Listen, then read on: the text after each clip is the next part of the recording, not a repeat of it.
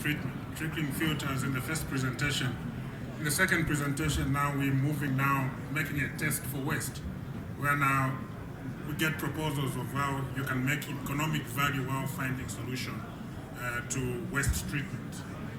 Now we move to another part of the presentation, still in the wastewater treatment. Now we go a little bit more into details to try and see how we can look at one of the contents which are a bit problematic, aluminium and alu in wastewater treatment. And to do the presentation, we have Mahmoud Hussein from Egypt. He is a director in the Department of Wastewater, Water and Water Treatment. Mahmoud, come through, please.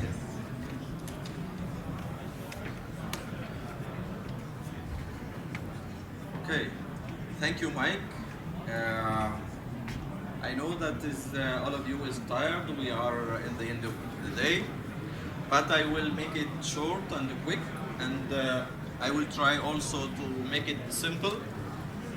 A short introduction of myself. My name is Mahmoud Hussein from Egypt, and I'm coming with a great warming greetings from Egypt and welcome to invite our lands.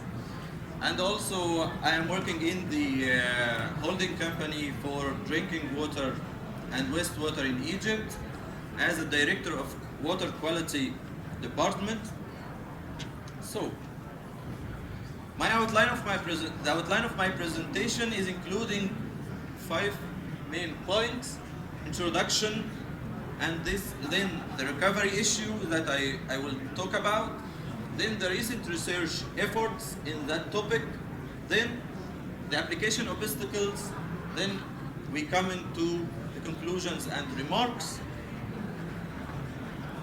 And here I'm trying to drop the light on the treatment process of the surface water at Egypt and in my land, for the people who are not familiar with.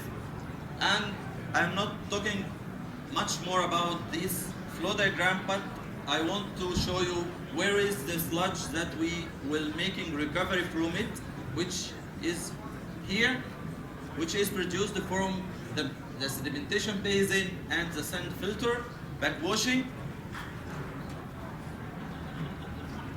Yes, as you see, the main waste from the drinking water treatment plants or the production of drinking water in Egypt is mainly the aluminum sludge. And the aluminum sludge, the traditional safe way to treat it is through thickening and drying, then landfilling.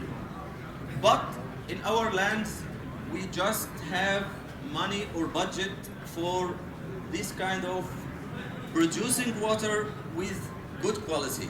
So this issue is not on the agenda, but there is a certain solution for that section.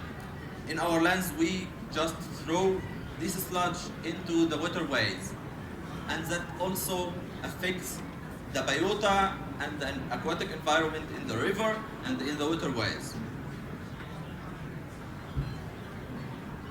So we must bring an innovative solution that can trick the operators and decision makers in the water treatment industry to use it to protect the environment, which is, I can afford sludge handling procedure with lowering the cost and reducing the cost of the whole treatment process and the whole water production process, which is the recovery of aluminum sulfate, which is a coagulant used in the treatment process, from the sludge that we produce and throw it into the waterways.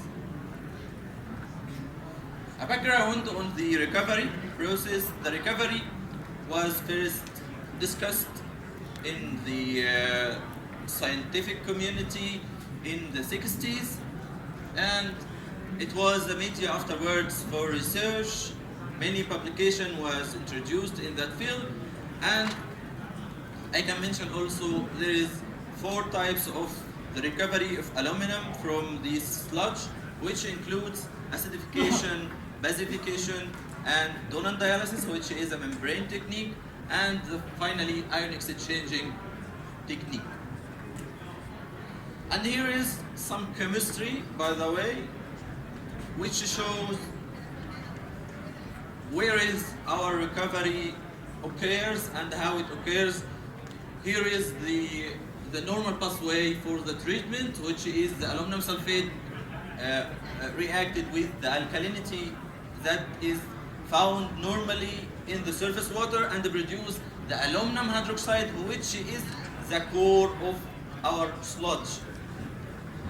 Then the recovery using acidification is returning this aluminum hydroxide into the aluminum sulfate again. That is the basic concept, but with some limitations on the application. I will mention it afterwards. Yes, as I say before, the common sludge handling pathway in my land, for my information, is to get the sludge from the clarifier and from the backwashing of the filter through it to the surface water, which is our resource, which we use to produce the water. And the proposed solution for that through recovery is coming through a unit for recovering the aluminum sulfate and returning it into the system again, which will not return the waste to the surface water, but we can minimize the waste and throw it in by landfilling or disposing it by landfilling, but with a minimum or a less volume and the quantity. The cost, unfortunately, it is a case specific.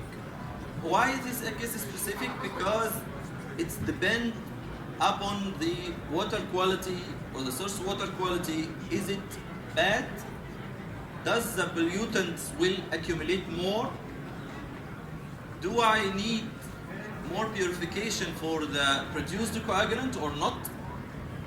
These all questions will control the budget and the cost. But our trial in Egypt shows that it only costs 75 Egyptian pound against 104 Egyptian pound for the virgin aluminum sulfate from the supplier in Egypt. So, recent research efforts had reported that the acidification was the cheapest way for recovering the aluminum sulfate from the aluminum sludge, but within limited conditions, which is, as you know, the sludge collects the pollutants from the water. Then I try to recover only aluminum, but the acidification not dissolving the aluminum only, but dissolving also some pollutants from the sludge. And here comes the limitation. So I must focus on the number of sequential recovery cycles. Is it 1? Is it 2? Is it 10?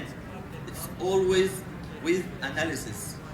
I should do analysis and see for how much or how long I would use this recovery technique. Then a purification step should be added if the accumulation is exceeded the constraints and regulations of drinking water standards.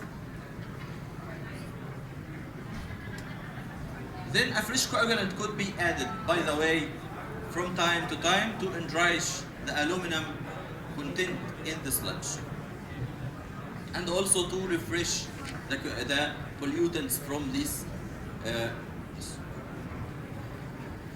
Then a stronger quality monitoring program should be constructed in order to make sure that is always okay from the quality aspect. Yes, The obstacles, we have 4 main obstacles, as we say that the accumulation of organic matter or the pollutant, and the cost. Sometimes it is more expensive than other